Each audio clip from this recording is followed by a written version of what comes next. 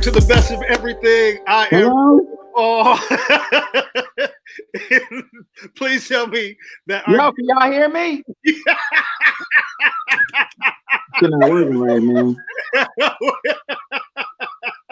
welcome Wait, let me put my things in. Wait. All right, go ahead. I can't I stop can't hear laughing. you with these. I can't. These not working. Go ahead. All right. Can you hear us, Joey? Yep. I don't even need these. No, you don't. You Go don't ahead. need them, man. You don't need them. Okay, go ahead. Okay, that's Joey Teddy Riley Wells. That has. Man, good to see y'all, man. How you doing, brother? Wait, hold on. I'm doing good. I'm doing good. Yo, Johnny froze. Johnny froze. I mean, this. You might be right, man. Hold on.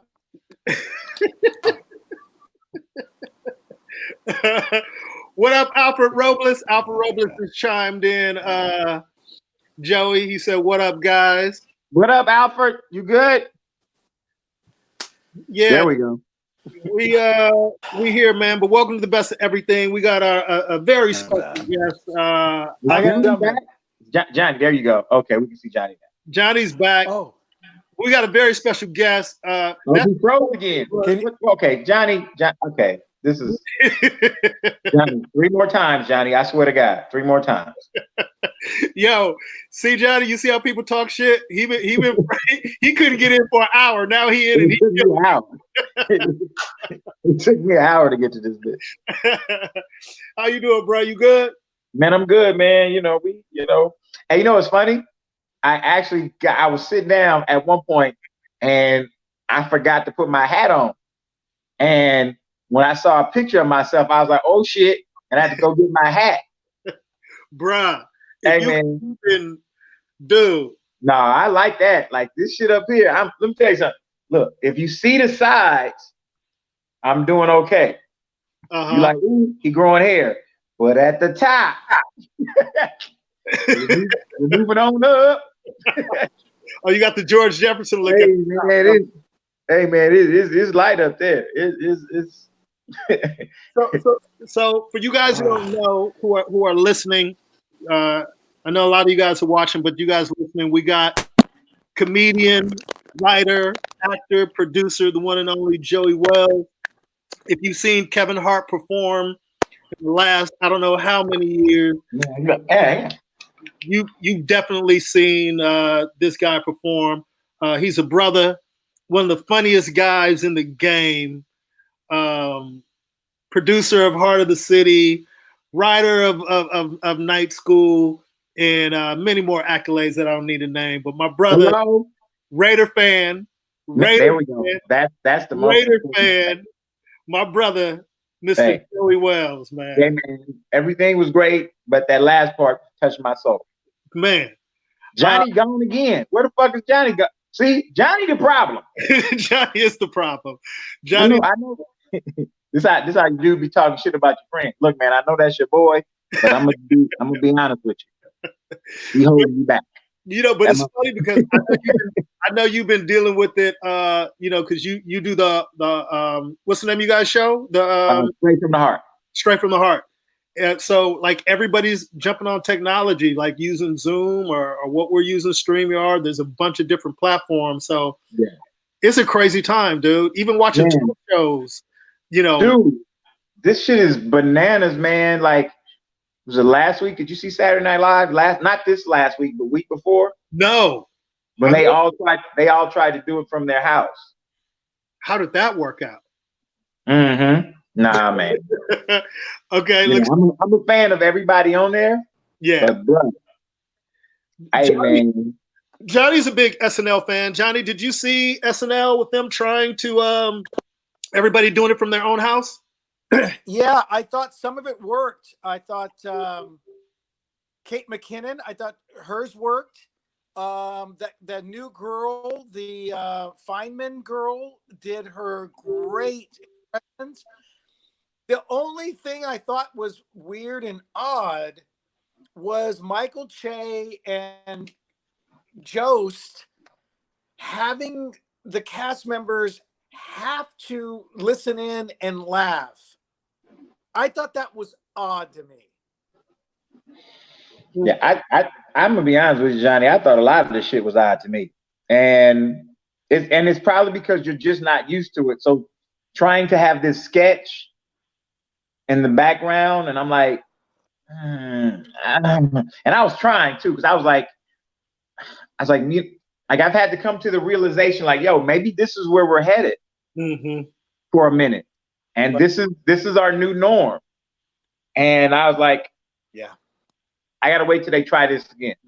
Well, for me, I didn't see it, but I would just think off the top that if you do impressions, I think impressions could work. You know, in a format like that, like you can come in and do Clinton or whoever, whatever, you know, impressions that you do. That seemed like that could play, but doing actual, you know, sketches would be tough, I would think. Yeah, that was a tough one. Yeah, but go ahead, Johnny. But Weekend didn't Johnny have the. Is Johnny's dial-up is not working. Johnny, he said your dial-up is not working. You're frozen, bro. Deliver your line. Who said your mama? He said what?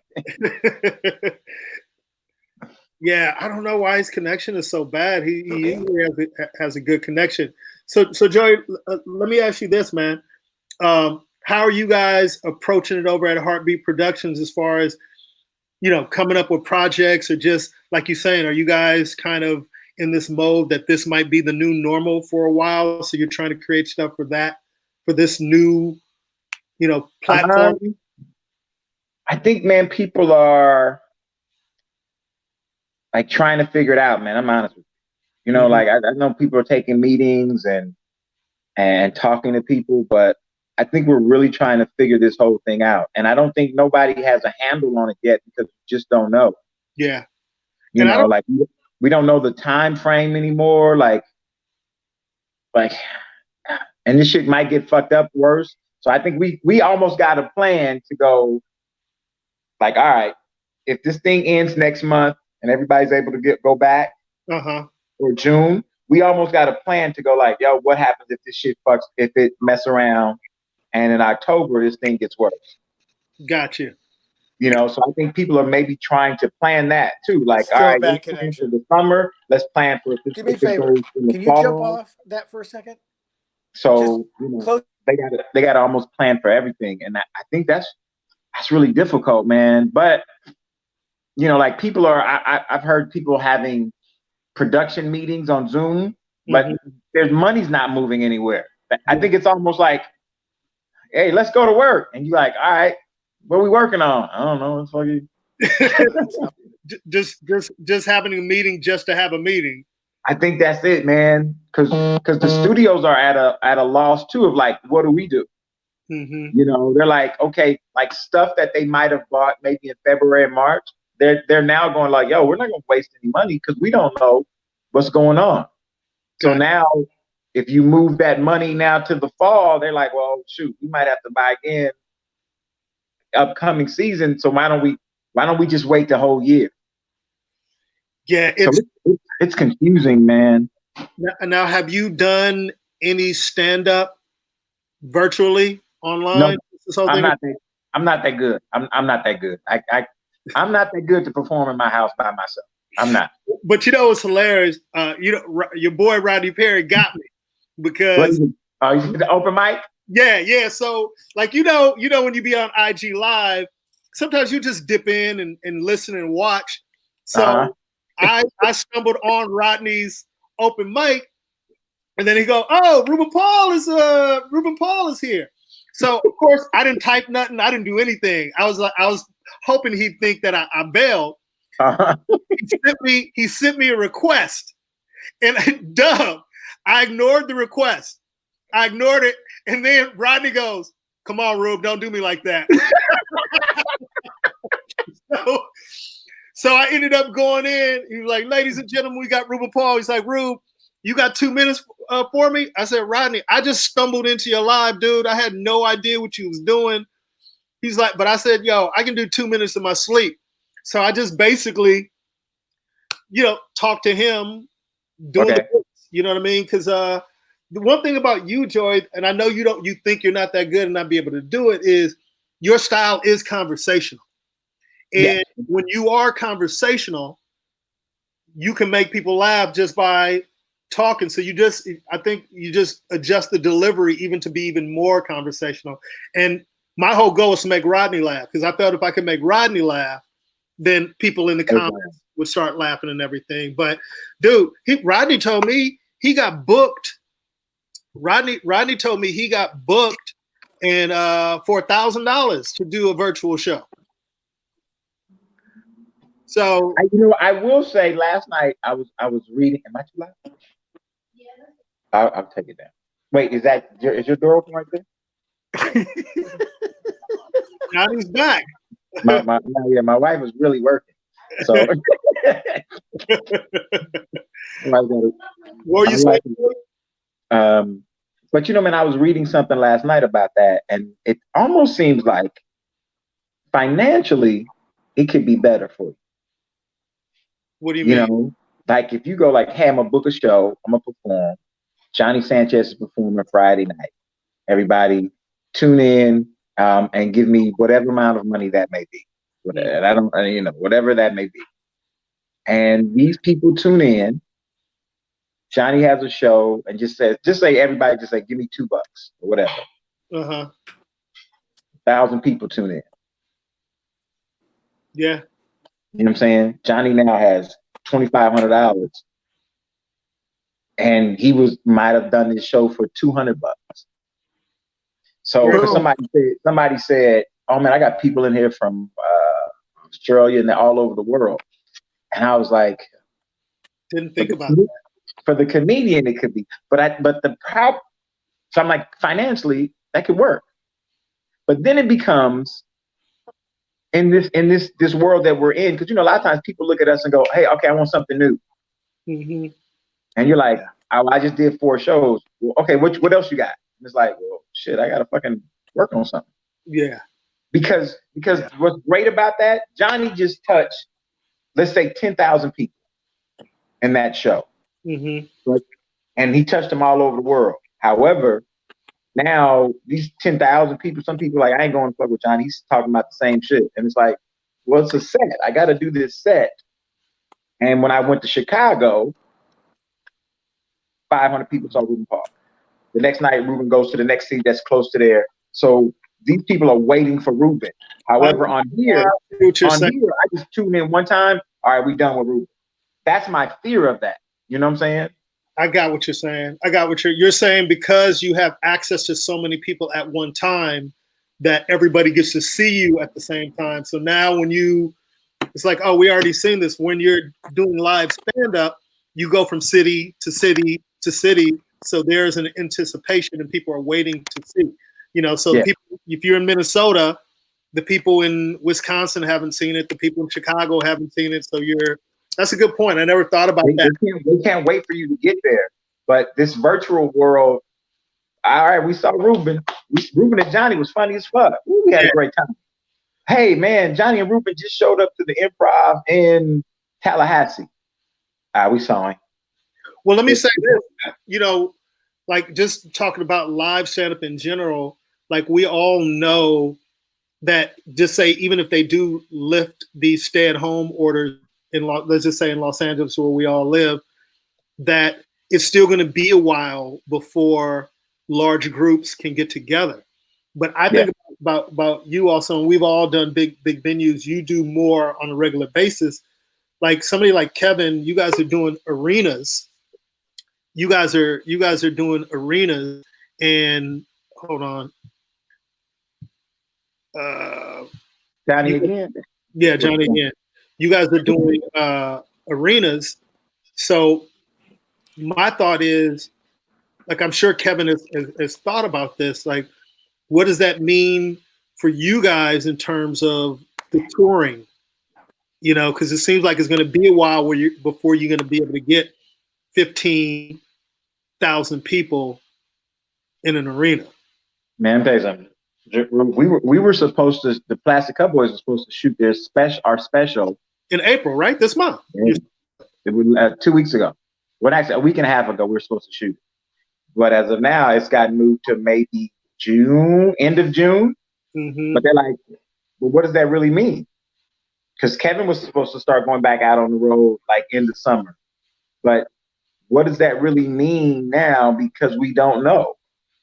You know what I'm saying? Like, we don't know when we're going to have like a theater that holds 500. What are they going to now let in? 100, 200? You know, you space yourself out.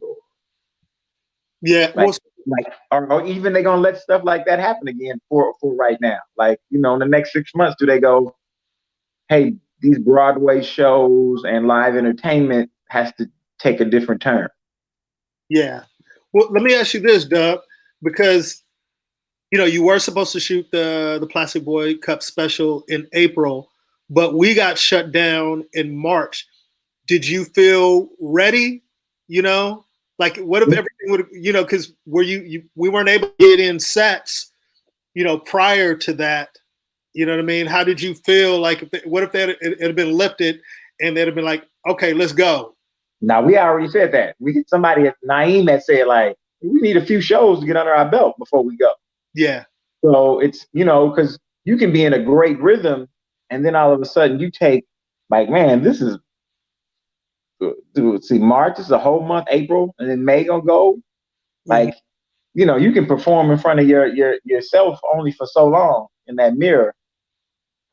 Yeah. Yeah, man. So it's how did how is Russell doing? Well, I just think I think we're all in the same boat. Like Russell is in club mode right now. Ladies and gentlemen who are listening and watching, he's talking about Russell Peters. Russell was in club mode anyway. He would start the arenas. I think his plan was either the fall or next year. But again, all of that has, you know, been on hold. My question to you is, you know, me and you have been friends for a long time. What's the longest since you've started doing comedy? What's the longest you've been without going on stage? Like I can clearly say, man, this is the longest. I think the longest I've probably not performed since I started was 2 weeks, maybe. Oh, I got you beat. I did. We came off the road. I forgot. I don't know if it was Irresponsible, and I really was like, man, let me dive deep into this trying to create. So we were doing one. I think it was season 2 or 1 of Heart of the City, and I was all into that. And then I was trying with some other stuff, and all this stuff, man. So I probably took about 2.5 months off. Oh wow, wow! And it hurt. Mm-hmm. It hurt, man. Like, and some people go, "Oh, that ain't that bad." I go, "No, it is." I was like, if you're somebody who goes, like, I got to get up a minimum in a month. I was like, I used to go like bare minimum is 12 shows. I was like, and just imagine that you don't get up for 2.5 months, or maybe 3, man. So I was, and here's the thing, and we shot a special. Like when I said, all right, I'm going back up, we were shooting the special, and I couldn't get up for like a week out. Luckily, we shot 2 shows. Because you were busy, you know, producing the other show.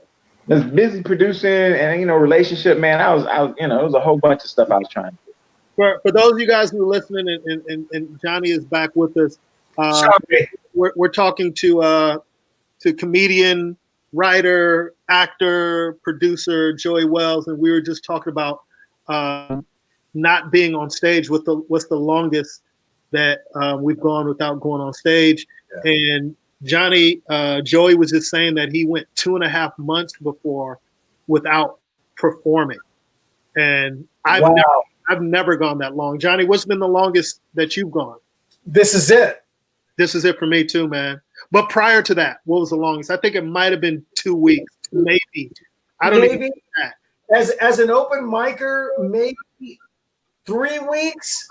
You know what I mean? You know, when you're trying to find those spots, maybe 3 weeks, man, tops. This is like the longest I've ever gone. And it's so funny because somebody recently asked me, Joey, hey man, could you do your like something virtual, you know, online, whatever. And Ruben, I'm honestly going, I don't remember the beats and the rhythm now. Oh wow. Yeah. You know, like, where do I start? How is it? It's everybody doesn't understand. It's this rhythm with comics, man. It's not the delivery. It's this rhythm that we have. It's the beats and what we do. It's completely different than what everybody thinks. We just go up and to say something funny. We don't do that. You know what I mean? Well, I think a lot of us, because you know, both Ernie G said what's up to what's up, bro. Anyway, but impression of Ernie G, funny dude. He's funny. Yeah, but I think for us who've been doing it a long time, there's sometimes where we stop doing material, and then we'll be on stage and try to do an old joke, and then you're like, man, I don't even remember how this joke is. Like, you know, it's funny because you'll be halfway through your start, you'll be like, yeah, man. So then my mother came in there, and I was like, sure, I told my and in your mind, you're going like this. The fuck did she say? And you'll try to save it, and you go like this. And then I told her, I was like, I'll just shoot a motherfucker. Yeah, yo, but for you guys listening, what Joey just said happens in our brains as we're on stage performing, like in a matter of seconds. And talking. We're talking at the same time while we're thinking it, like, yo, I ain't got no punchline for this. I have no idea where I'm going. Okay. and Joey, there will always be the comic, I know I'm one of them, who will walk up to you right after, who remembers your bit and will say, I do this to Ruben all the time. If he ever does, I'll go, you left out this, that, and this. Yo, I can't remember what I just did recently. Yeah. I remember Johnny, like. I know what it was. What bit was it? It was the bit you used to do about playing the charades game with the white dude. Yeah. And black people love this. He goes, oh man, we gonna get this. Black people love this. So you start yelling out the most stereotypical, you know, you're like not guilty, and and you went on and on, and the whole time I was screaming white women.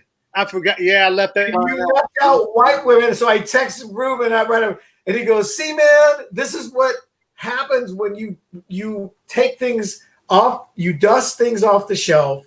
The timing is different, the rhythm is different, and you don't remember. You told me what? Remember at the taping? Yeah. You said, man, dude, with the guy, with the Middle Eastern guy with the flying kite.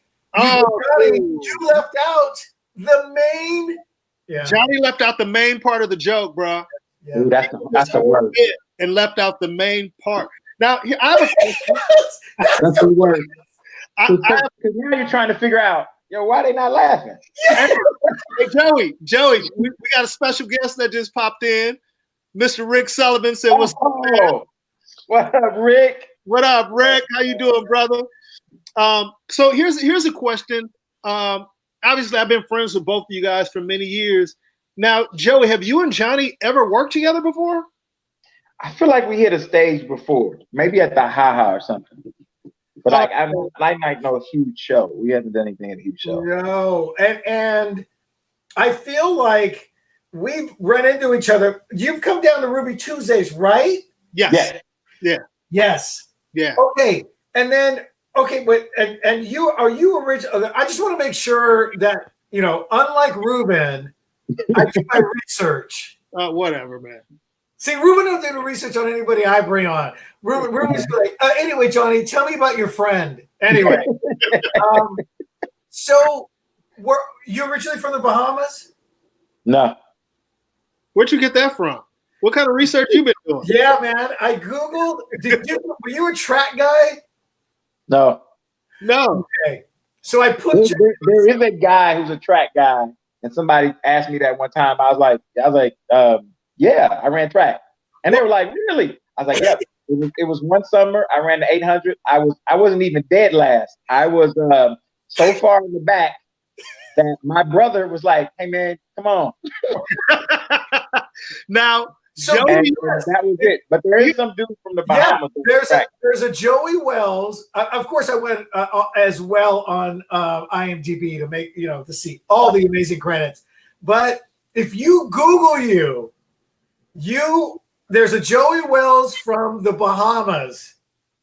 Wrong black guy. Yeah, he got a little more melanin in his skin.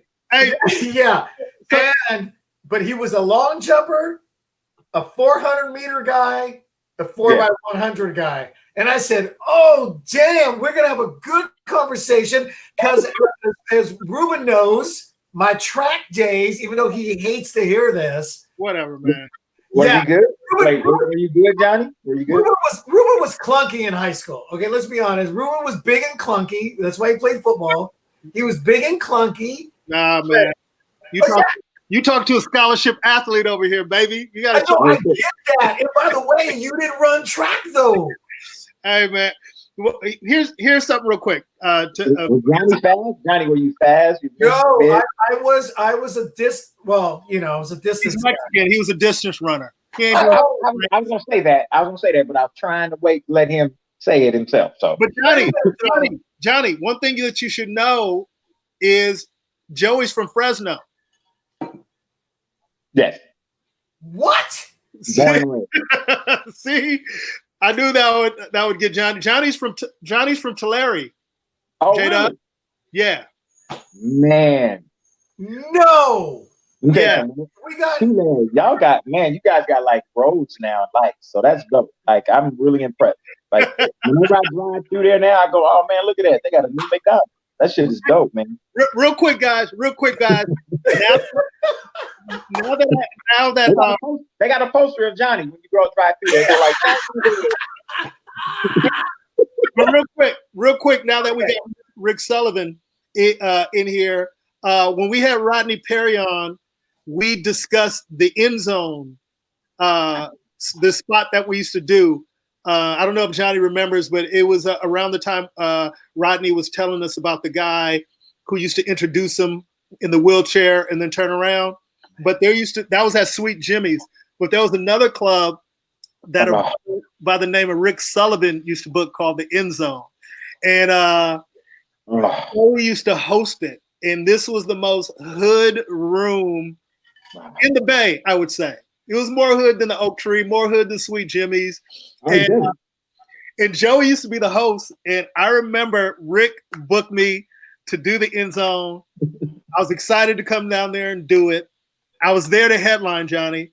So normally to us, when you headline, is what? 45 minutes. Correct. So I go on there and I'm probably killing for like 25. And then it gets to like 40 and the natives are getting restless. Because Johnny, they dance afterwards. Yeah, it's like the Monterey Club.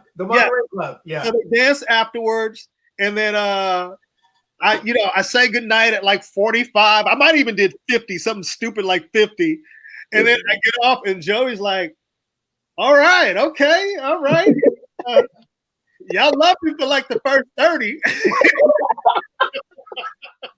So I go to get paid. Rick takes me into this like little office to pay me. And Rick was like, damn, man, you got a lot of material. I said, yeah, man. He said, you only got to do like 20, 25 to headline, right? I said, nobody told me that. Nobody told me that's what you do to headline at this spot. But that's how hard they were, Johnny. But Joey could go into depth about some of the stuff that happened at the end. Hey, Johnny, while he was performing, it was like this. Hey, man, when are you going to wrap this shit up? What are you doing? Okay. he was going through, and it was like this. Hey man, don't you see motherfuckers getting up? What the So I've seen things haven't changed in 20 years. But they're saying the same thing at the Long Beach Laugh Factory. Ruben's supposed to do 20. oh, whatever, man. All right, but no, Ruben. Anyway, no. Can you imagine doing like, because when you're a young comic, you never want somebody to criticize you for not doing your time. Like, hey man, you didn't do your time. So dude, I'm struggling to get to the finish line. And when I got off the stage and they was like, you only had to do 20-25. I was like, why y'all motherfuckers tell me that shit, man? I'm up here in the hoodish room in Oakland trying to do 50 minutes, man. Hey, Eddie Murphy ain't doing 50 minutes at the end zone. Trust me. And that's how like cats were able to come back 2-3 times a year in that spot, was because they only need 20. Yeah. If you hit a hot 20, that little 75 people jump up, high five you, give you some cocaine and some bitches and some drinks, and hey man, you had a great night. See, hey, listen to what Rick said. 45 is what you were booked for, but if you make it to 25, you were cool. So I knew it. But see, because guys like Rick Sullivan, they would have multiple rooms. So you just wanted to impress the bookers. I think Rick saw me because Oris Washington used to have a room at Tom's. Yeah. I remember doing that room and destroying that place. And I don't know if Rick was like, yo, man, you need to come do the end zone. So in my head, I was like, I got to do 45. But when Rick was counting the money, out the cash out, he's like, damn, man, you did your thing, Ruben. All you had to do was 25. I was like, man, shit. Yeah, I could tell nobody had mentioned it to you. I was like, oh, man, he's still going. So, I got close. I had posted up, but I was like this. Hey, but when I came back the next time, I did 19 and got off. Hey, but Rick got it. But here's the thing, Johnny. Everybody did that room. Yeah. Name some of the people. And from Cheryl Underwood. Who else? Man, it's like because Rodney Platt, Liddell, Eddie Griffin, I think, who dropped in there one night. Pizza Hat? Did he have the Pizza Hat on then or not yet? Did he have Pizza Hat? Remember the no. Remember Eddie Pizza Hat? I can't remember. I did a prison with Cheryl Underwood and Hope Flood. Yes. Yeah, man. Hey, man, everybody who was on Comic View, Def Jam during that time would come through that room because we had a little run. So they had a little spot on Monday night, and they had this spot on Tuesday. Then Wednesday night they had Jeffrey's, which was actually Jeffrey's was where the club where you go like, okay. I could tell jokes. Yeah, these motherfuckers it wasn't no dancing after. So it was, but it was downstairs, but they came for the show. So, and then there was another night. So there was a little run that everybody could do, but everybody came through there. And it's like you said, when you're young, like for me, that's all I knew. I really didn't know. Yeah, Mike Epps, Faison, Ron, Paul Mooney came through. Rudy Ray Moore did do the club. Rudy Ray Moore did do the club, man. He did that whole run. Like that was for me. I was like, yo, wait a minute. Let me tell you something. The night that Rudy Ray Moore came in, when I tell you, somebody had went out to and did knocked on the doors to all of the old whores and all the pimps and drug dealers who came in there. When I tell you, at this time, Johnny, I'm in my 20s. Yeah. The age of that, and mostly everybody in there was in their 20s. Nigga, that night, the motherfucker jumped to 49. Everybody came through that bitch. You was like this. What the fuck is going on, man? Yeah. All of us came in, and people were in there like, yo, he coming in, he walking in. Oh shit, he in this bitch. And it was like, Where, Holy shit. where was the end zone located? Where was it exactly? Off of High Street. Yes, off of High Street. Yeah. Off of High Street. Across the street from the Church's Chicken. Yeah, and Johnny, yeah, it was across the street from Church's Fried Chicken, so that show you it was in the hood. But it was, Johnny, it was one of those places where if you went there and did well, you kind of felt like you could play anywhere.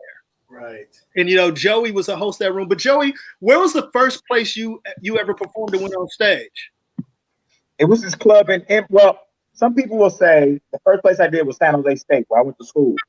I did a quick set there, but it was this club in Emeryville that I went to. So, and that's maybe like 20 minutes outside of Oakland. That's the first place I went to and got on stage. And then I met Rick at this place called Rick, what's the name of that club? Is chicken something. And it was definitely one of them clubs where you walk in and you look around like, yo, what's going on? And then you had to see people going to the back. And that's where the club was, in the back. Oh, wow. Yeah, the comedy spot was in the back.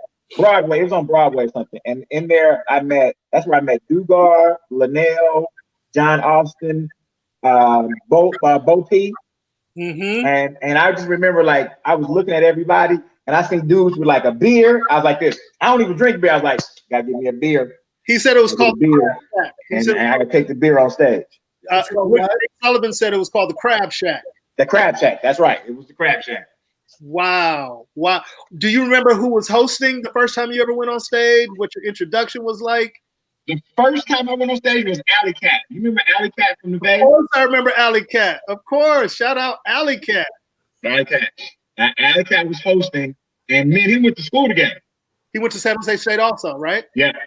Oh, by the way, can I just interject so I can be involved in this? Thanks, Ruben. But I was born in San Jose. What? Yeah, then his family moved. Born in San Jose, California, Lexington Brothers Hospital. Anyway, just want to interject, but continue. Wow. I lived in San Jose for like 12 years. Yeah, I lived there for 6, but just all right. And I didn't even know you were from Fresno. Continue. No, man. We probably got some kids like about the same time. Hey, so Joe, did you go to high school in Fresno and then went to college in San Jose? No, I went to high school in Fresno. I was born and raised in Fresno, and then I left and went to San Jose. What high school did you go to? Edison. Now, who are some of the people that came out of Edison? Sports-wise, Icky Woods. Yeah. Tim McDonald. Who?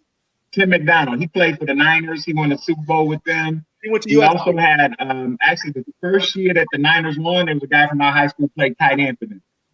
It was Young. His last name was Young. Oh, okay. Bruce Bowen. Yes. And now there's a few other guys. There's a few other guys who are in the league and been in the league. I don't know those guys. Mm-hmm. They're a little younger than me, but we've had like athletes in the Super Bowl. Huh? Anybody from Tulare in the Super Bowl? Johnny, you know. I mean, Johnny, you're the best athlete that's ever come out of Tulare. So that's Johnny, I told you, Johnny. There's that big poster of you, Johnny. That big poster of you off 99, right off the 99 freeway. 99. You know, Darren Carter's from Fresno. Yeah, he's from. Yeah, Derek Carr's from. He went to Fresno State, but I think they're originally from Bakersfield. Oh, he said Darren Carter. He thought you said Derek Carr. Oh, Derek! I thought you said Derek Carr. Darren Carter is. Yes. Carter is from born and raised in Fresno. He's definitely from. Hey, man, wait. Something happened to my audio, guys. I don't know what happened. All right. Okay. Did you hit the button, Teddy Riley? Not yet.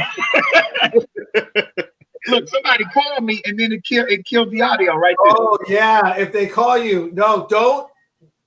That's what happened to me last time. You can't. I hit decline and then it fucked up. So yeah, you can also put it on airplane mode. So Joey, when you started doing stand up, were you living in San Jose or were you living in the Oakland area at the time? San Jose. I was living in San Jose and I was working. And it's funny, like at one point, like Rodney. Okay, I coached Rodney Perry, Cat Williams, Harry was there also too, and I had. It's funny, like man, I went to work, like I left for like a month to like for this training, and when I came back, fucking like Rodney, Cat, Harry, all these motherfuckers that showed up, and I was like, who the fuck is these people? When you talk about Cat Williams, who used to go by Cat, him and Alley Cat used to get an argument about each other, like their name. Yeah, remember he used to go by Cat in the Hat? Yes, he used to go by Cat in the Hat. When I first saw Cat was at the Ice House, and everybody said, "You got to see this dude." And he walked up and he goes, "Hey man, I'm Cat in the Hat." Like it was, I went, man, this dude is hilarious. No, Cat was funny, man. Like say in Oakland, Cat was funny then, and that was like a lot of times people were like, "Yo, man, he's changed." But for those of us who knew him in Oakland, we were like this. This is the same dude. Well, same dude. Cat was the same dude. He was the same dude. Like Cat had already, you know how you say you speak it into existence? Yes. He had already spoke, I'm going to be a star. I'm going to be a huge star. I need assistance. All this shit was already happening in Oakland. Tiffany Haddish used to say that. I remember. I remember Tiffany was so crazy. You know what's funny, man, in this game is that when people make it, you hear people go, "Oh man, they came out of nowhere," and you go, "Are you serious?" Yeah. Nah. Like somebody said that about Tiffany. They're like, "Man, Tiffany came out of nowhere." I was like, wait a minute. Before you speak this to other people, yeah. I was like, I met Tiffany working on old drama. Oh wow! Tiffany, and I was working on it was me, Rodney Perry, and Rodman. And we worked, we did like, we helped Kim on her monologue. We wrote sketches.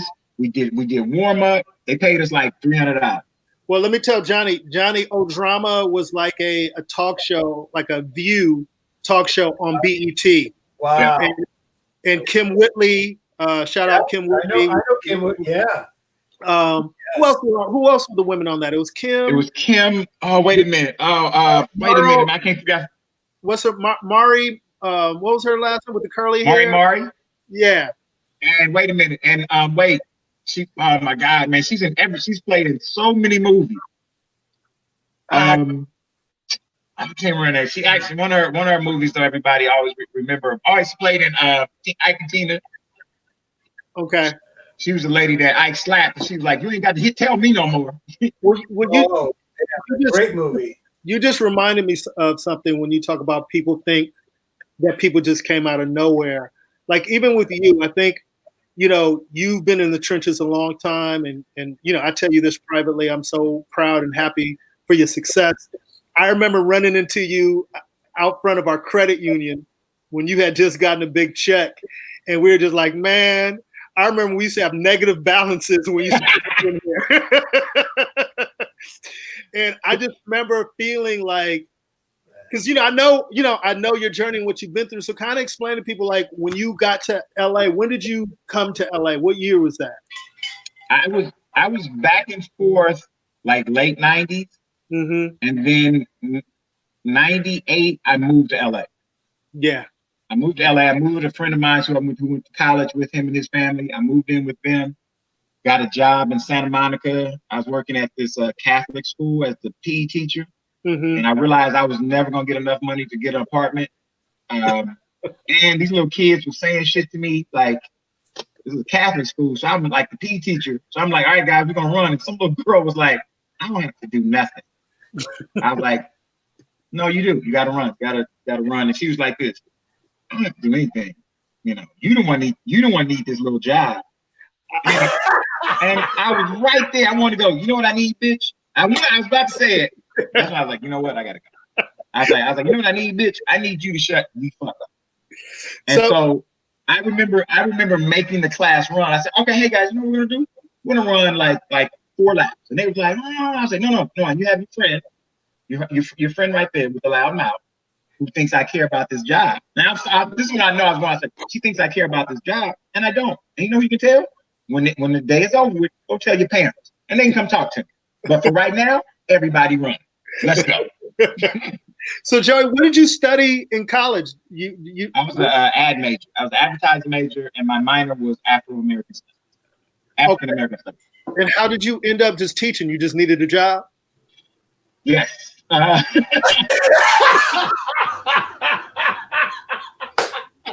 just how it happened, brother. Wait a minute, guys. Yes. Wait a minute, though. I got to backtrack a second. Were you teaching at a Catholic school? Yes, it was a Catholic school. Okay. Were you raised Catholic? Not a bit. I know it's crazy. I was raised. Hold on. I'm gonna put my buds in. All right, man. Don't worry. Johnny's a devout Catholic, by the way. I am still I'm not a CEO Catholic. Christmas, Easter only. I'm a week. He froze up. Did Joey freeze? He just free. He just lost a free. Trying to do too much. Oh, he's back. He's back. I'm trying to do yeah, that's Teddy Riley trying to do too much. So wait a minute, wait. I heard you say, Johnny, you were raised what? I'm still a practicing good boy Catholic. So Nah. But I don't be fucking with them, John. So I was raised Jehovah's Witness. I don't care. I mean, all good to everyone, whatever they do. But No, I got out of there, Johnny. I got out of that Jehovah's Witness. I was at 13. I was like this. Something going on in this place. Oh, you're a Jehovah's Witness. Yes, I was raised Jehovah's Witness. Oh, wow. At 13, I was like this. I don't want to do this no more. You go door to door? Huh? Did you do the door to door? Oh my God. That's why rejection isn't hard for me. You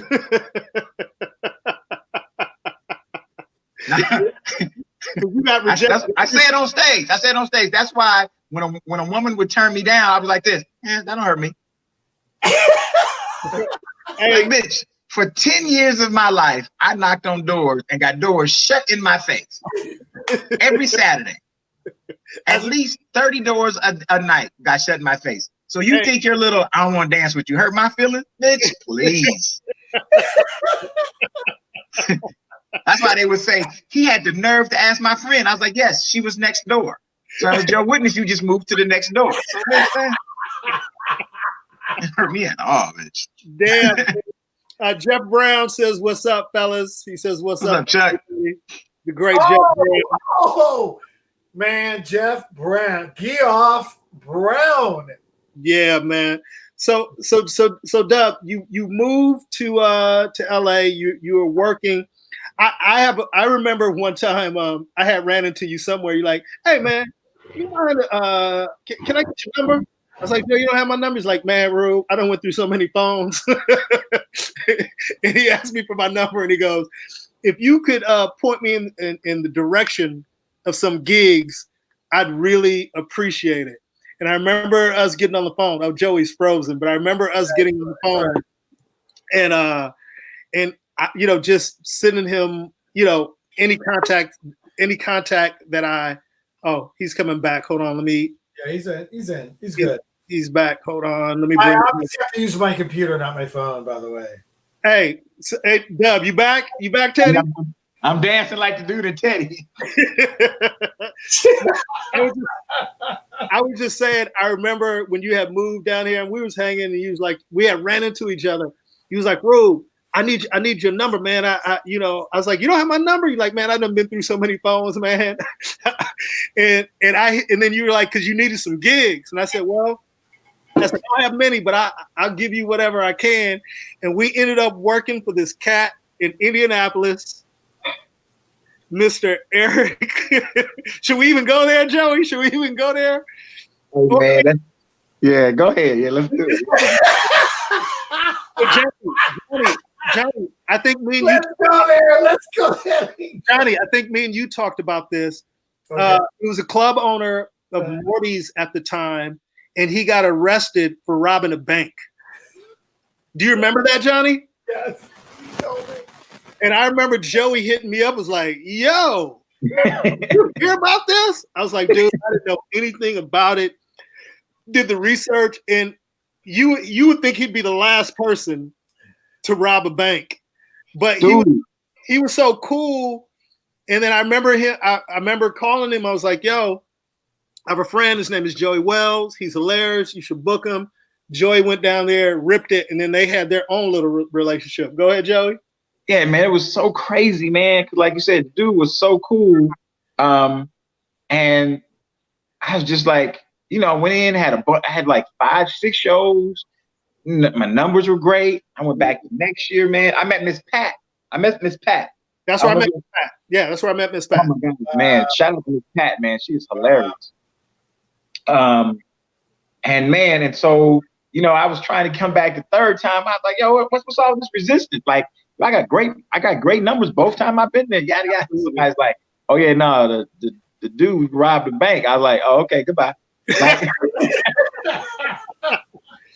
I used to love that room, man. That's where I met Miss Pat. But Eric was he was a stand-up guy, man. And the fact, like, not all club owners, and well, it's funny, I'm calling him a stand-up guy who robbed a bank. But we all know in this business, not everybody takes referrals. You know what I mean? And the fact that he took referrals and booked you, and you went down there and did your thing. Like, there's some people, me and Johnny talk about this all the time, is people will call you for referrals, but everybody's not referable. You know what I mean? Especially when your bookings are based on your reputation and your referrals. And if you're going to get booked again. Yes. So, I remember him hitting me up. He's like, yo, Joey's funny. I'm like, yo, I'm not going to send you anybody whack. When you ever had to refer somebody who was like, maybe like put you on blast, like in front of them. Mm-hmm. Like, I had a guy do this one time. He was like, I think it was Ends. I'm not gonna say the dude's name. Uh-huh. We were at some club, and Ends, he was like, man, Ends, why you don't book me, man? Ends was like, hey man, I have never seen you. He's like, man, I'm funny as shit. He looked at me and said, hey man, tell him. And I was like this, hey man,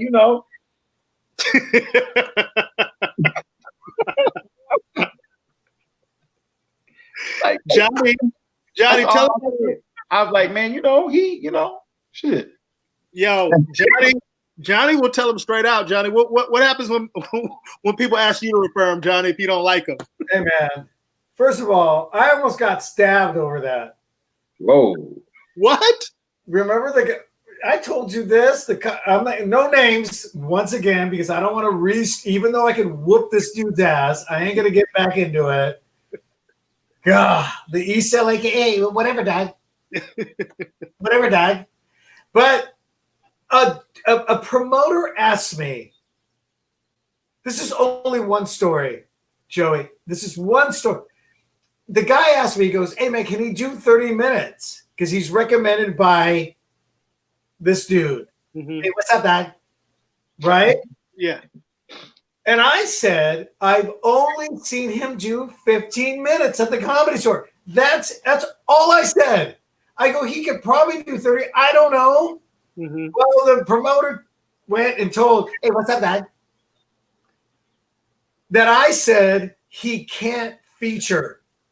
And then this motherfucker shows up with 8 cousins in a van at the Comedy Store with a butterfly knife and the whole yeah. Yeah, I remember that. I can whoop like that. By the way, 8 cousins in a van. All right. Why did I go on that? Why did I even go there? No, we just wanted to know what happens. The bottom line is Johnny will be honest, as all should be, because when you're referring somebody, a lot of comics don't understand that. It's like we're putting our own reputations on to be able to work, So let's fast forward a little bit, Joey, to your connection, because your connection to Kevin Hart. At the time, obviously, I know the backstory. You're always a very funny comic, and you were grinding in the trenches like everybody else. How did that relationship evolve from you doing stand-up and connecting with Kev? Man, we kind of all was just like hanging out. Like, Kevin moved to LA, and I forgot somebody brought him to the Union, the Comic Union. I was hosting, And it was one of those like, hey man, it's Kevin. He just moved here, da da da. And I was like, oh shit, hey man, you know, I've seen your work. And it was just one of those. And it was, I forgot, I think Rodney was in there, and he said, hey man, y'all play Madden?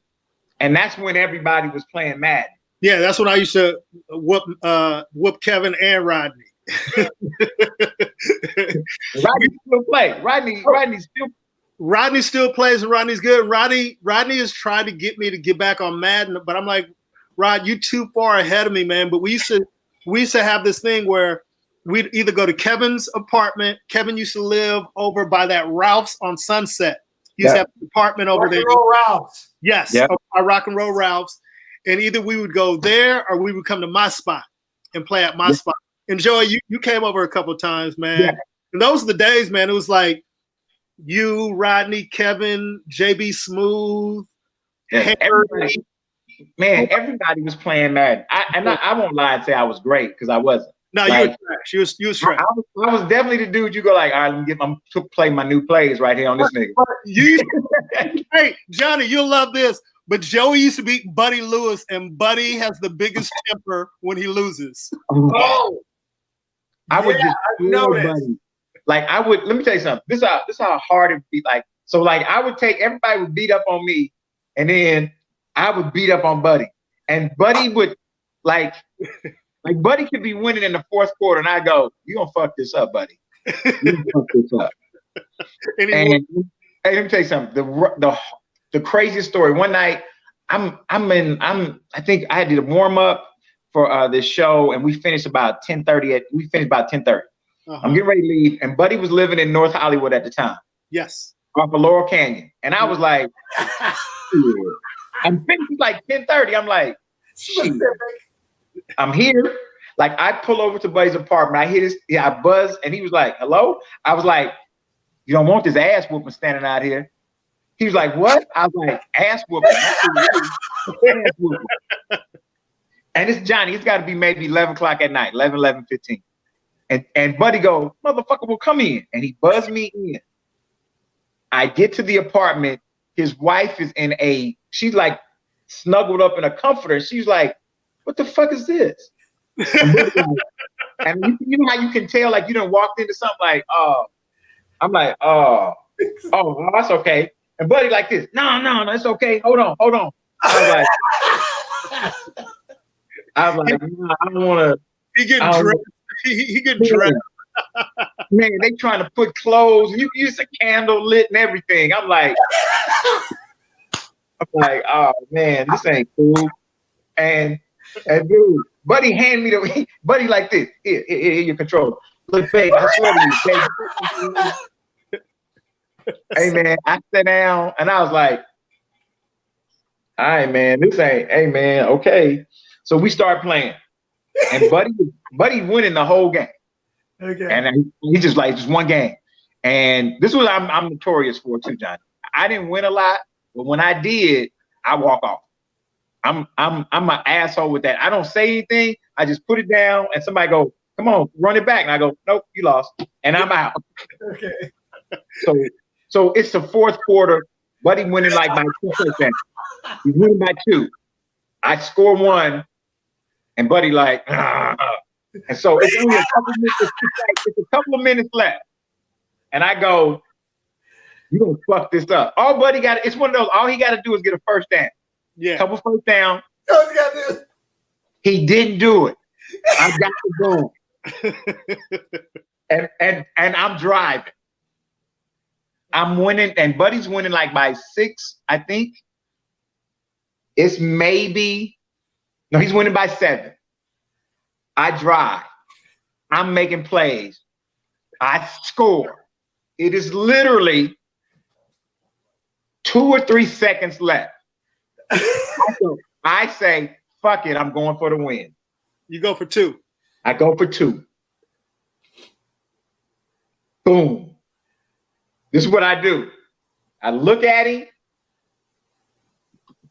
put the remote down, and all of a sudden, Buddy is like, he starts breathing hard. And look, I'm telling you, remind you, I done took my shoes off to not disrespect the carpet. So I'm quiet. I haven't even said anything. It's worse if you don't like. He talking to the TV, and I'm just like, yeah, yeah, that's crazy. And I'm putting my shoes on, and Buddy's wife is, Buddy, keep it down. This motherfucker cheating. And I'm standing at the door, and I go like this. Hey man, you think I can? Bam! And he slammed the door in my face. and people are coming out their apartment because it sounds like we fight. That's Buddy, man. That's Buddy. That is Buddy Lewis, man. Oh man! And next time I saw his wife, she just shook her head at me because she was like, "Yo, Buddy used to do them on those drop-ins every once in a while. Like I'd be at home, he like, you home? I'd be like, yeah, I'm home. I'm coming through. I'm like, Buddy, don't do this to yourself, man. You cannot beat me. I got something for that ass. I got something for that ass. You don't want to see me, bitch. I'm like, all right, Buddy. And then he'd leave my place yelling and screaming, man. I love me some Buddy Lewis, man. He's one of my closest friends. So we're not gonna hold you much longer, but me and Johnny, we like most guests we come on here, I was when we asked them like, what was a turning point in your career? Obviously, defining moment. Obviously, you know, hooking up with Kevin and being able to work with before Kevin. Not necessarily before that. It could be whatever. It's just whatever. What was? I'm sorry. You know what did you kind of feel like? Yeah, my life has changed. You know what, man? I think for some of us, there is a set that any comedian will do in a place like LA or New York, and it'll make you say, I belong here. And I remember, man, it's two times. One time I was in a club at the Ha one night, and it was me and a few other people, and JB Smooth somehow finagled his way into the middle of the show. I don't know how that happened, but we weren't paying attention. That motherfucker got to the middle of the show. And we're talking about 2003, 2004. Right. And JB is on this stage, and this motherfucking club's about to fall apart. Yeah. You know, he's doing that whole roller skate thing, and he's doing that whole thing where the dude done beat him down the street because everybody laughing. Yeah. Man. What he keep doing? Yeah. Hey man, everybody's laughing. Yeah. Hey man. He is destroying. Yeah. I'm in the back, and I'm like, there's like maybe two more people. Then I go up, and all of a sudden I start watching people go to the host. And you know, you're just like, what's going on? I'm just not paying attention. They didn't want to go up after him. All of a sudden they came to me and they go, hey man, you're gonna go next. And I was like, wait a minute. Hey, no, that ain't that ain't how it's supposed to go. What we talking about? Yeah. And I look, and man, and people are crying and falling out the chairs. And I'm like, son of a bitch. And I literally heard somebody go, yo, I ain't going up next. And it just, dude was like, you next. And man, I sat in the back and I watched JB do another like 15 minutes, 20 minutes. And when he finished, and you can tell, you know how somebody just sucked the room up, and it's not on purpose. He's not doing no crowd work. He just did a hot 25. And when he finished, everybody. Wow. And this is one of the things I learned from a host too, a good host, is that this dude didn't really bring the room down. It's like, I learned that watching people, like if somebody takes the room up so high, as the host, it's your job to go, all right, let's settle in. That was hot. And maybe just woosah everybody for the next person. They kind of like, they did a little something and they brought me up. And I was like, okay, here I take one to the face. And man, I did a 15 minutes. And it wasn't a great 15 minutes. It was just a good 15 minutes. Yeah. I stayed in the pocket. I didn't hit a home run. I didn't hit a triple. I might have hit a double, maybe. Mm-hmm. But I stayed in the pocket. Motherfuckers, okay, all right. And when I finished, I walked off and I felt good. And Michael Collier, Mike probably don't even remember this. It was like a week or two later, Mike Collier said, "Hey man, I saw you at the Ha the other night. You went up after JB. Good shit." He said, Michael was like, "When I saw you do that, I was like, he's real." Yeah, man. And I just remember, man, that being a set that I was like, I always look back on that set to go, that was the set I did. It made me feel like, all right, you in here. You can dance. And can I interject, Ruben? I think we're on the same page. You realize what he said. This is to all comics. Anybody who watches this, he didn't say, "I crushed, I killed."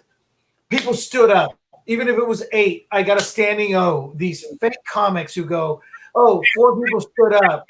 2 of them were going to the bathroom." It doesn't matter. He said, and I respect that so much. It's Ruben. You know, we talk about this. Absolutely. Hey man, I did great. I did really good after a celebrity. And this is what people don't understand. We go on after people that are celebrities. And they will kill. Some of them kill, some of them don't. JB kills. He's a comic before being an actor. For you to say, "Hey man, 15, but I did it. And I did well." And it was a turning point for me, is what we all need to understand about comics. People don't understand that, man. That's a big moment for you, a huge moment. Yeah. Nobody else wanted. I can tell you who else was like, "And I ain't gonna do it, dog." It was guys like that. The guys that claim that they're killers and they're the best and they're the greatest. They were all going, "Nah, I ain't get no." And then they went to you and you went, "Well, I guess." Yeah. I was dumb enough not to fight. But you know, you're also talented enough to say, "I'm going to do this." And Rube, you know this. He just said, wasn't the best? Wasn't great. I didn't top him, but I did enough. And that's that's a very defining moment, man. I mean, we know this. We know. Yeah. You and I know this. Like Johnny says, and you've seen this. There's a lot of guys who have a lot of ego, but they never they always want the sweet stuff. Yes. You know, and be able to, and Johnny has done it. I have done it. To be able to sometimes go, "I'm not going to run, man. I'm just going to go up there and do what I do, and whatever happens is going to happen." And like you said, you know, like when somebody has a better set or whatever, but you're comfortable in yourself and go, "Hey, dude, I just went after somebody who massacred the room, and I still had a good set." Right. Now, and the roles could have easily been reversed. You know what I mean? Yeah. Where you went in, there's been nights where people have gone up after you, and it's your night. Me and Johnny have done shows, and Johnny would be like, "Yo, man, tonight was your night." And then I'll sometimes, it's not like, "Johnny, this is your show, dude. Tonight was your night, bro. Yeah. I was just happy to be on the show and do my thing." So that's just respect amongst comics. And JB is not an easy person to follow, because there's some people who aren't easy to follow, but they're hacky as shit. And they're doing all this other stuff. JB is original. Yeah. He's laugh out loud. And especially when the audience is on board with him. When they're in his world, it's a wrap. Yeah. Nah, it was definitely. You know, man, you know who else? Like recently, I think last year I went up and I took one to the face on this one. Was sometimes people forget how funny this dude is, Mark Curry. Oh, yes. Oh. Yeah. People kind of like, because you're like, "Oh, he old," but like, man, Marcus, I went to the Common Union and I left the ha-ha and they were like, "Yo, we'll give you a set." I was like, "Okay." And I walked in and Mark, of course, was supposed to go last. And somehow Mark is like the third one. He's second or third. And man, Mark is up here destroying. Killer. Like, oh my God, he is like 25 in and he is destroying this bitch.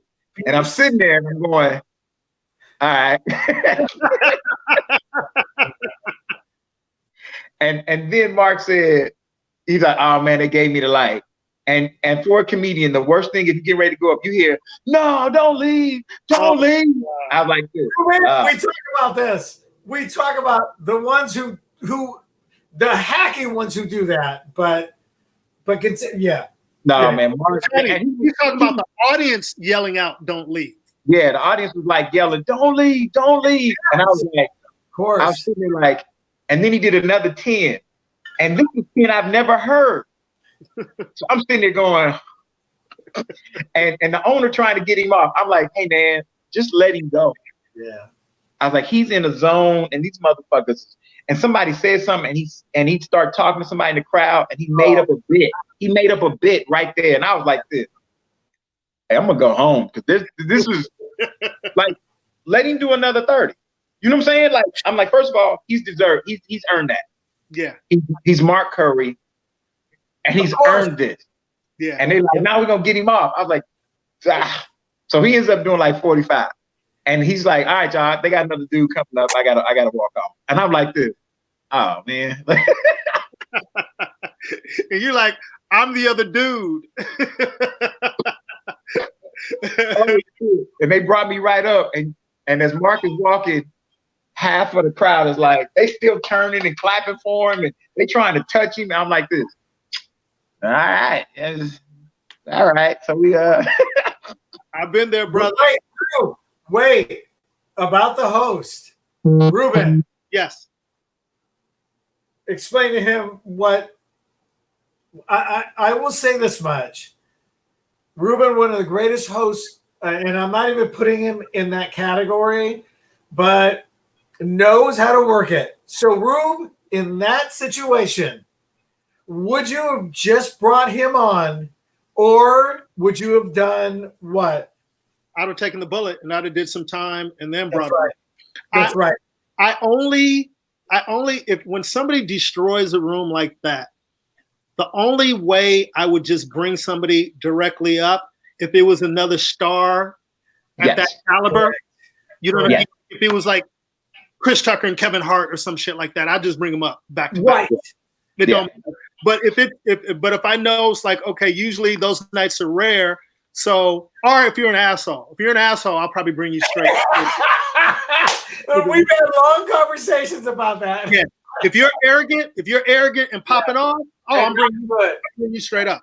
Yeah. You know, now let's show. You've been talking all that shit. Now let's show everybody how great you are after somebody destroys the room. But 9 times out of 10, man, or 9.5 out of 10, I'm gonna go up and take the bullet and settle the room like reset, and then bring the next reset. That's a great host. Now, not that you couldn't do it, Joe.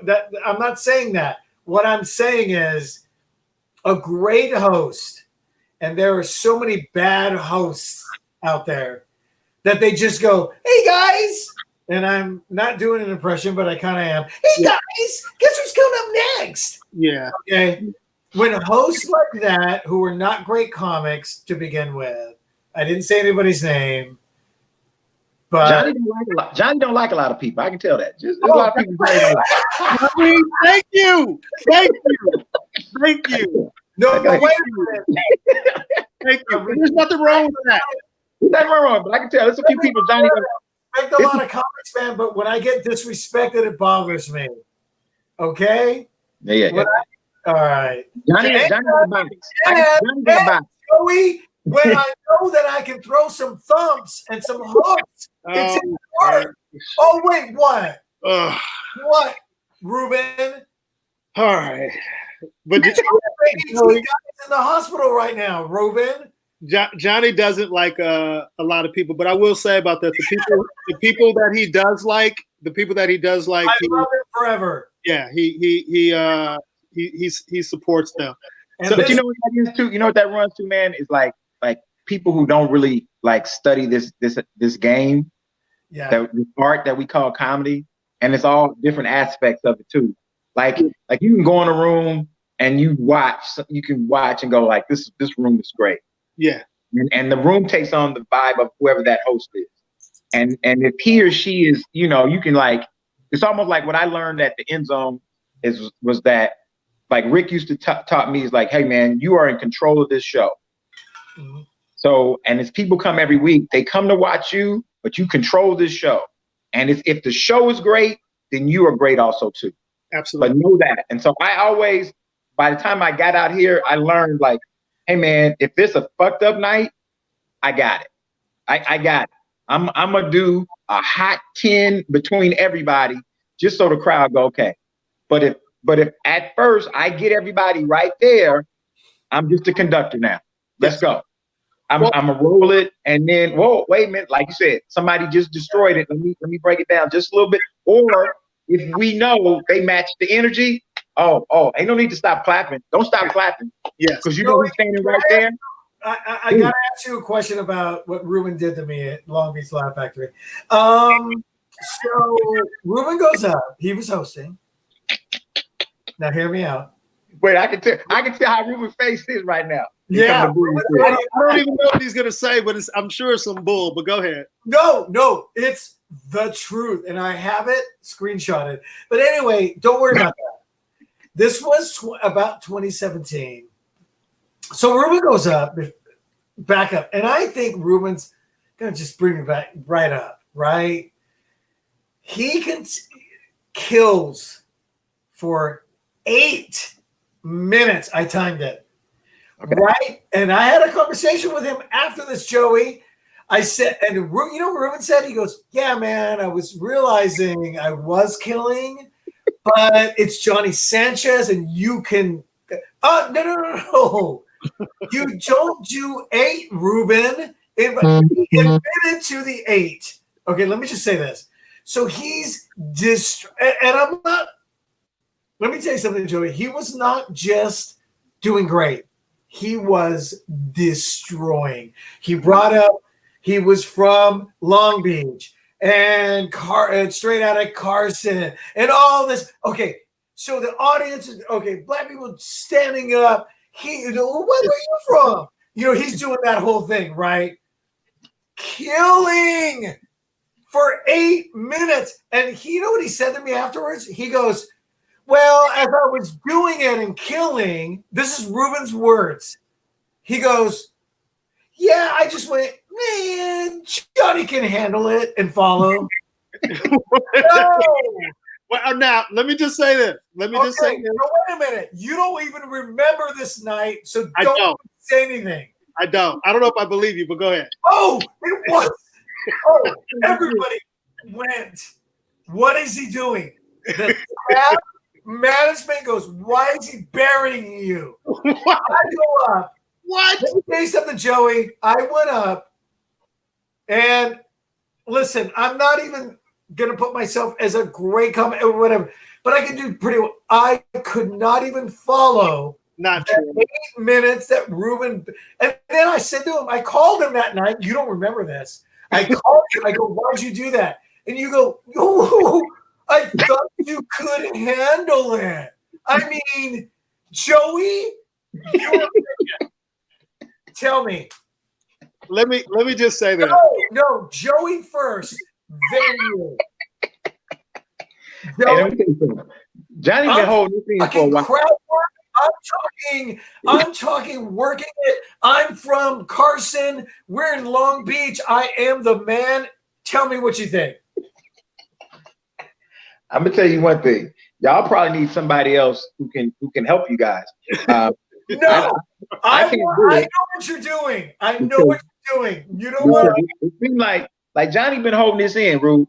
He's been holding it in. I told Ruben this immediately. Like I literally wanted to choke him out. I said as he walked up, I go, "Really, dude? 8 minutes of your best?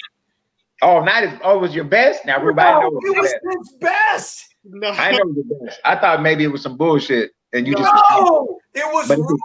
And then Ruben, as he was on stage, said to himself, "Ruben, quiet right now."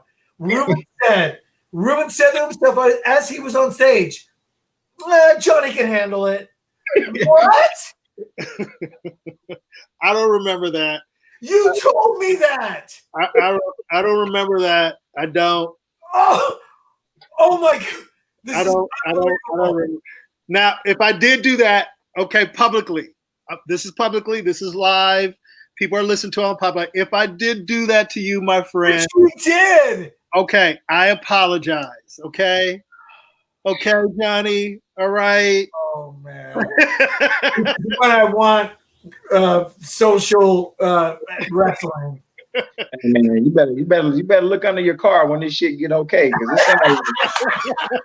I'm sorry, Joey, but man, this dude, like, he does me, every now and then wrong. Well, you know what, Joey? To be honest with you, maybe Johnny said some asshole shit to me, something like that. So, but I mean, the thing that's cool about it, and everybody knows I give Johnny a hard time, but I'm fans of both you guys, man. So I'm just, and I am too, of course. And Joey as well. And I know one thing that I do love about doing Ruby Tuesdays, even though it's, Joey, hosting a room and doing that is not an easy thing to do. But one thing that I love about it is being able to have a Joey Wells on the show, a Rodney Perry on the show, a Ray Grady on the show, a Dominique, comics that don't necessarily work, the Laugh Factory all the time or work the store all the time or any of the rooms, just to be able to show Hollywood or show these people that there's all these beasts out here who can do comedy any night of the week, just not on the black nights. So I appreciate. Yeah, we're not fans of that. I mean, we love I mean, honestly, if there were not Latino nights, I probably wouldn't have had a career. But when you're not that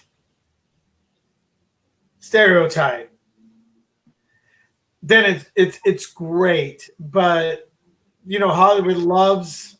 I mean, they love. Yeah, they love the stereotypical stuff. It's just always great to see a mixed show, like different styles, and that's what I love. So I always, when you came to come to do the show, Joe, I won't hold you much longer.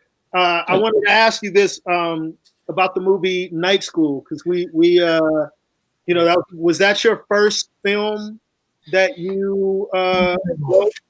Yeah, it was. Well, we wrote another one that it's on the shelf somewhere, and it was basically the movie was about Danny. Remember Twins, Danny DeVito and Arnold Schwarzenegger. We wrote something similar to that. That was they bought it, and then it just sat there. So I've learned a lot too in that. Like man, like there's people out here writing movies and they don't never get made, but they're making a great living. So you start to look like this one guy. There's a book, man, called Saved by the Cat. I read it. Save the cat. Save the Cat. Save the Cat. I have the book. It's a great book. When you read it, and you see all these movies that this guy has written, and you're like, I've never heard of none of this shit. Yeah. But you realize, you're like, I've never done this shit. But you realize every year or 2 years, this dude sells 1 to 2 movies. Yeah. If it get made, great. If it don't, but he now has this quote that they have to buy it for. Can I ask you something? This is for me I have a problem with the format. So when you write, do you just write it out? Because I heard just write it out then. Forget about the format. Forget about he walks in and outside. You know what I mean? The interior, exterior. Correct. Or just write it. It's different. Some of that I'll do an outline first, and in that outline, that's kind of where I got everything down. And that's some of the things that it's hard to as a comedian, because sometimes we'll work out a joke, but then when you start writing, it's like you got to do the same thing. So your outline might be 20, 30 pages. Mm-hmm. And sometimes you go like, motherfucker, that's the script, right? What the fuck I'm gonna write 20, 30 pages? Like, no, that's your outline. And in that outline, that 20 or 30 are going to turn into 80 to 90 or maybe 100 pages. Okay. Yeah. So it's a different muscle, man. So I'm still, Johnny, I'm still learning. I'm still like, okay, That's next one, I'm still gonna try great. something else. Yeah, no, it's great. What was that moment for you? I'm sure. I mean, obviously you had test screenings, but when you guys had the premiere, and it says written by, I know it was Joey, it was you, Harry, and Yeah, it was us and about 13 other people. but to see your name up there, man, Don't diminish. Come on, man. how did that feel? When you You're see so it, humble. it was literally like I was sitting there and I was like this. Like literally, man, I didn't say anything. I was just like this. Like, okay, all right. Yeah. And then one of my guys sent me a picture. He was like, he sent a picture. He was like, ain't this a bitch? And it was a picture of the movie with my name under there. And I was like, yo, he was like, man, motherfucker, I teared up. And I know Joey, for me, when I see my friends succeed, it makes me feel good. You know what I mean? When Johnny got Mad TV, like when seeing you on just seeing the clip, anything I see you in, man, it's just dope because I know how hard this journey is. I know how hard this business is. So to get any bit of success should be celebrated. And I salute you. I celebrate you, man. Thanks, man. Well, now what's going on with Heart of the City? Did you guys get picked up for another season, or is everything in limbo? We still don't know. Like some of it too, man, is that they they had a little shakeup also too. So some new people done came in. Could you got to figure out. Could you explain to everybody what the show is for those listening? Could you explain the show? And it's on Comedy Central. And what was the show about and how you came up with it? Heart of the City is basically a stand-up show that we showcase new talent. And one of the things that we did different is we said we want to showcase talent, new faces that you've never seen. And a lot of times when you hear that, here walks out all of us. And we're like, hey, and people like, and yeah, you know what I'm saying? It's like it's all of us. But we decided to go like, no, we want fresh faces, people who've never been on television for stand-up. And we're gonna go to that city and we're gonna film in that club that usually people start in. So we didn't want to go to laugh factories or improvs or anything like that. We wanted to go to the clubs, the bars, the lounges, the sports bars, the strip clubs, everything that people start comedy in. That's where we wanted to go and film the show. Yeah. And we would go to that city and, people would submit their sets and we would choose like 3 to 4 comedians and we would showcase them, man. And basically all it is too, there's some people, man, who are so talented. They're just in that city and they don't know what to do next. And some of them are just scared too. So some of them, man, actually have moved to LA since they filmed, and that gave them the courage to go like, I belong in this shit.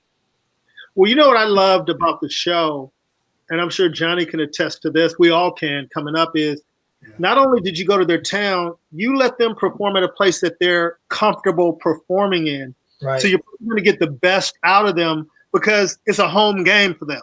You know what I mean?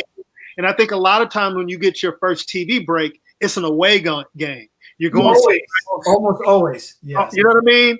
So I think it was dope to showcase people in environments that, it's on them. It's like, yo, man, if you can't be great here, if you can't have a good set here, this place that you perform at all the time, then I don't know what to tell you. So I thought that's a real fair shot to give somebody a chance to shine. And I think that's so dope. Yeah, and that's what we did too. Like I would give them a pep talk before they got, because Kevin sits down with them and they have a conversation, have a little round table.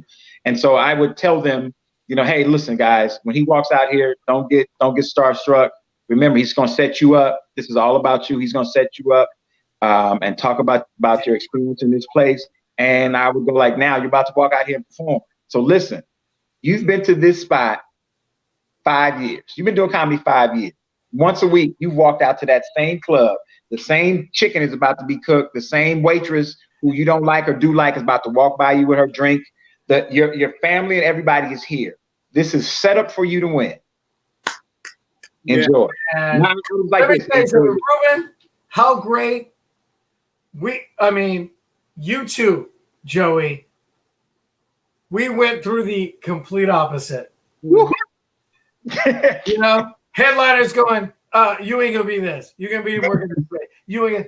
I mean, to tell comics that they're prepared, they're ready, even after 4 or 5 years. Yeah. And they're taping it, which is amazing. Yeah. It's amazing, man. And good for them, by the way, because, hey, man, we shouldn't have gone through the shit we went through. We really shouldn't. I think it's dope because we've all been through so much. And I think when you're somebody, like I'm the type of person, like if I went through something, I want to try to keep you from going through it. Like we're all going to learn our lessons. You're never going to skip any steps. You're going to learn whatever lessons you need to learn. Yes. But I always think, you know, if I can help somebody avoid some of the stuff that I went through, yeah, I'm going to try to help them do that, man. And I just always thought it was dope that you did a show like that, man. And you got the right heart to do, no pun intended. You got the right heart, and you got the right heart to be able to do a show like that, man. And I think it's dope, man. Congratulations, bro. Thanks, man. And like I said, we're wait to see, like I said, but they're a new regime kind of stepped in, and those of you people in the game know that whenever new management walks in, it's a great chance that they go, "What the fuck is this?" Yeah. It's just like a team getting a new coach. You know, he wants his own assistant coaches. He wants his own quarterback or whatever sport it is. He wants his own people. Let me ask you, I don't know if we can talk about this. We talked about it in private, but I know you had a little Nickelodeon thing, not little. You had a Nickelodeon thing. Is that still in the works, or what's going on with that? So we got it just crazy, man. We sold the show to Nickelodeon about a year ago. Yeah, it was a year ago. And just ups and downs and trials and tribulations and notes and just all kind of stuff. So we finally sent in after taking all their notes, sent in a script, we sent a payment. So then we're like, all right, we're ready to talk to the writers. We're going to send the writers. Wait, what do you mean it's closed down? Yeah. What are you talking about? Everybody went home. Wow. This is the cartoon, correct? Yeah. So we're like, wait, so what? Y'all know Hollywood shut down. How is Hollywood shut down? But I thought that the voiceover was still striving. Is it we were supposed to meet with. We sent in our this thing, and then we're supposed to meet with these a showrunner. We were speaking to a showrunner, and it was shut down. Wow. So you know, and it's one of those too, man. It was like, all right, the next check comes after they send us the notes to get, and it's like, oh, they gone. Oh, wow. Wow. And so now too, it's like this thing should have been taken care of in March. We are now going to be in May, which means we're not gonna get shit did really and done in May. We'll probably be in June, and then when they come back in June, they're gonna be like, we done already used all our money up. Ruben, didn't we say September? Yeah. Bobby Lee on that podcast, Bobby Lee said his agent told him, "You're not going to be booked until April of 2021." Wow. He said, "There's no one's going to do it. No one's going to put comics and club and audiences in." So he's getting dates for this is Bobby Lee, dude, and Santino, by the way. Mm-hmm. Santino goes same thing, and these are the white guys. So you know. Yeah. One white guy and one population guy. So it's like you said, man. So everything now is just on hold from projects, and people are saying, like, you know, I got friends a friend of mine got hired to do this show, and he was like, all right, let's start. They hired everybody. He's like, all right, let's pre-production. We can get everything done, and they're like, yeah. They're just doing tiddly work, but there's no money coming anywhere. So it's almost like everybody's working. When we just, you know what I'm saying? Like, like where we going with this? So, you know, you fuck around, man. I might start, you know, I might become a barber. Yeah. I can't cut hair where shit, but I mean, you know, hey man, it's one of those things, man. People like I was telling somebody, I was like, hell, yo, it's not a humble thing if you got to go make some money, because the world that we knew in February for the next almost year, that shit's gone. It's over. It's over. You know, and you know, like we don't even know. Like Kevin had like 3 movies he was supposed to be doing this year. He doesn't really know, you know, which one is which or what's going what now. Wow. And even movies that were supposed to, you know, fucking launch in the summer, they pushed that to the end of the year. And you know what's interesting? To hear moms and dads complain about $20 for Trolls, the new Trolls, I'm like, you would have spent that on popcorn. Mm-hmm. I know it's only one time, because everybody's. I mean, it's just amazing to me, the complaint. And by the way, not a broad stroke. Ruben knows we never do this. We never do a broad stroke. But man, white people going crazy. And I don't mean it in a broad stroke. I'm talking about Colorado. You can make it broad. You can make it broad. Make it broad. Well, make it broad. I know some white people that are like nervous, but I'm like, what are you guys doing? And let's shut down the border to Canada. Yes. Right? Oh, I'm not right. Hey man, let me tell you something. We are this country is full of people who we want it our way. And if it gets too hard, I don't want to do that. Oh.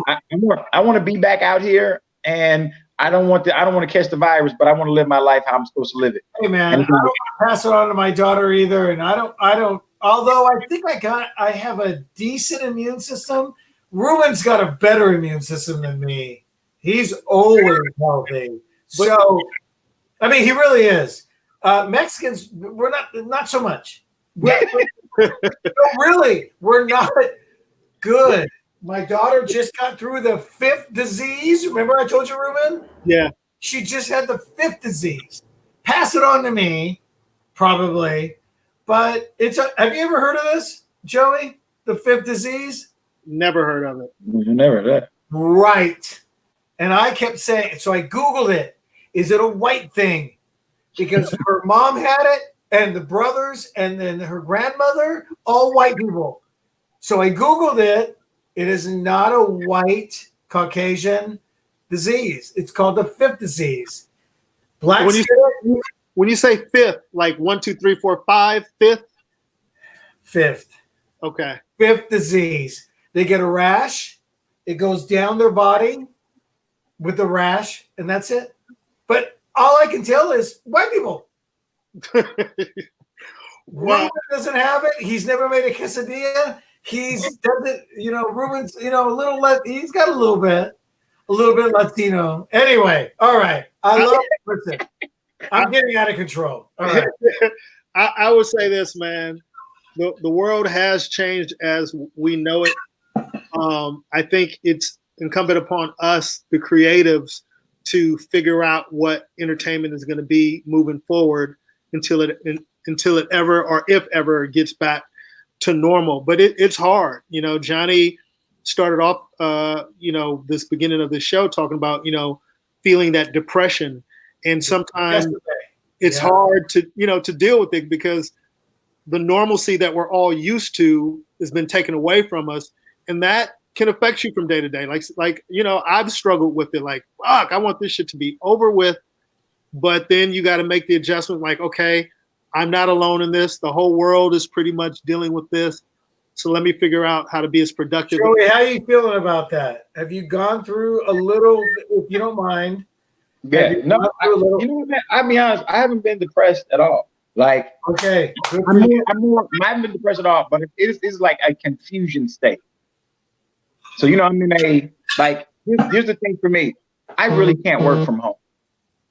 Like, so there's some stuff I can catch up. There's some scripts I can write and work on and everything. Sure.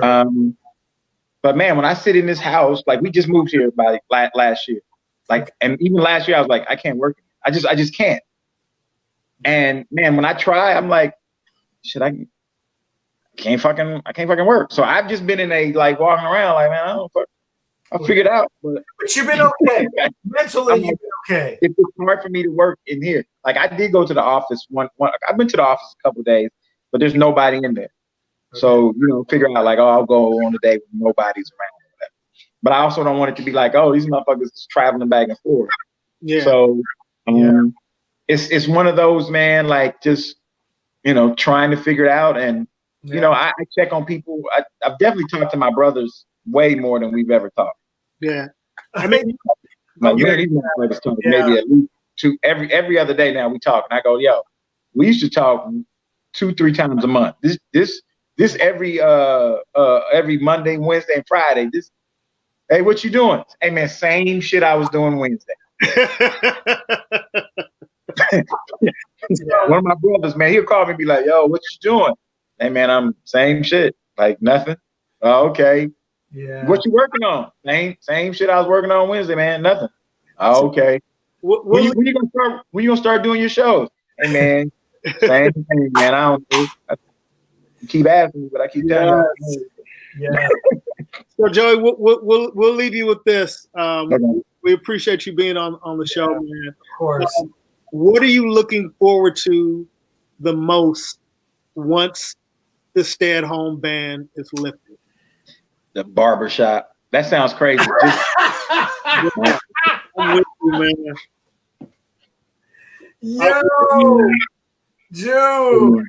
Let me say, I just want to go to the barbershop and sit down in there and just, because I go to barbershop, man, and just my people in there talking and just everything that's going on, man. Like maybe I miss little things, and that walking to barbershop and sitting, motherfucker, you ain't never been to Jordan, like all that banter going back and forth. And that's why he got his ass whooped last night. What? So I told you not to bet on that motherfucker. He awful. Like all that conversation, and just to sit and like, hey man, how you talk to my just that. Like I miss the barbershop. Yeah. How about you, Johnny?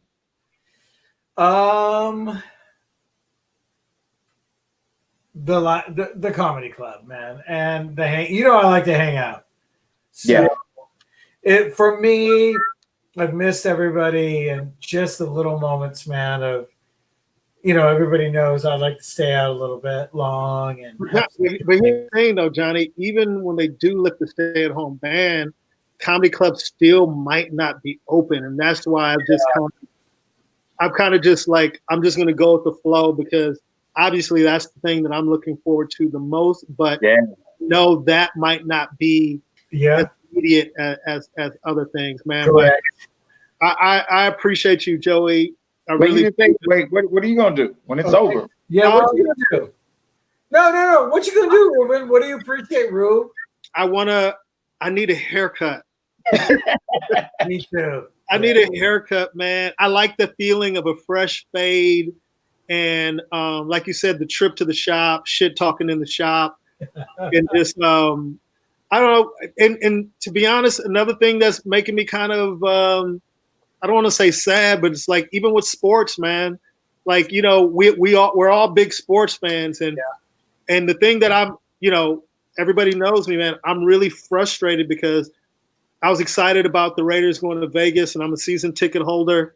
And the fact that they're talking about starting a season with no fans really like stressing me because I just love the environment of being at a game and talking shit and high-fiving.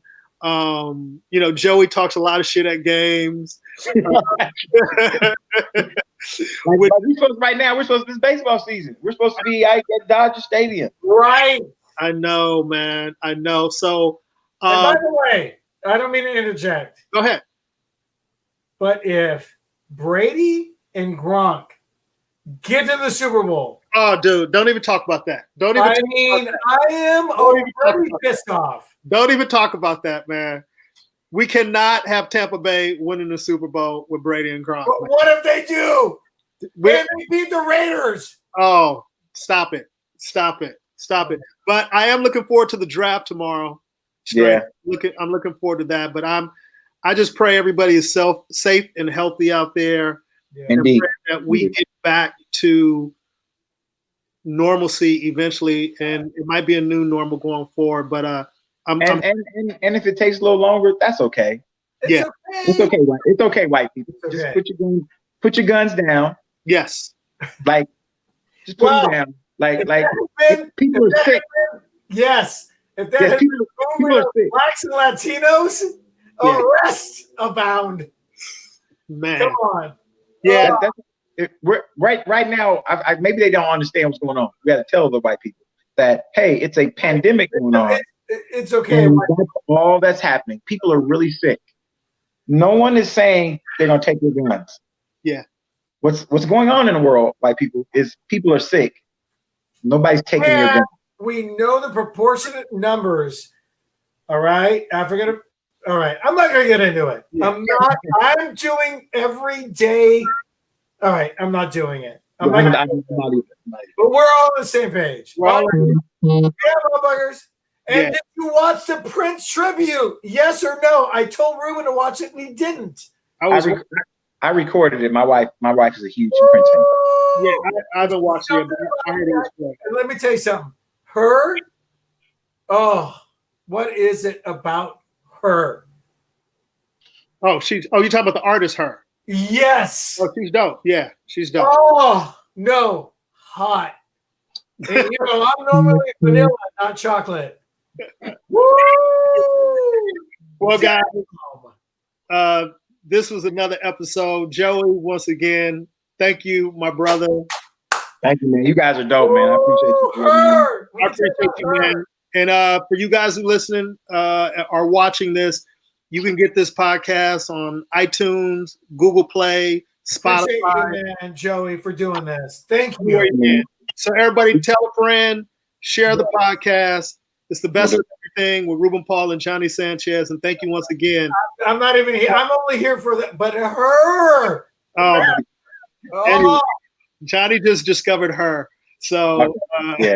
No, I knew her from before. Oh my God. You knew her from you knew her. I knew her from before. all right, we're out, you guys. Thank you for listening. Good night. Tell Thanks, us. guys. That was a great one, man. Appreciate y'all. Thank you. All right, Thank appreciate you. you. Later, guys. Ruby motherfucking Tuesdays. This show is all about diversity and bringing everyone together.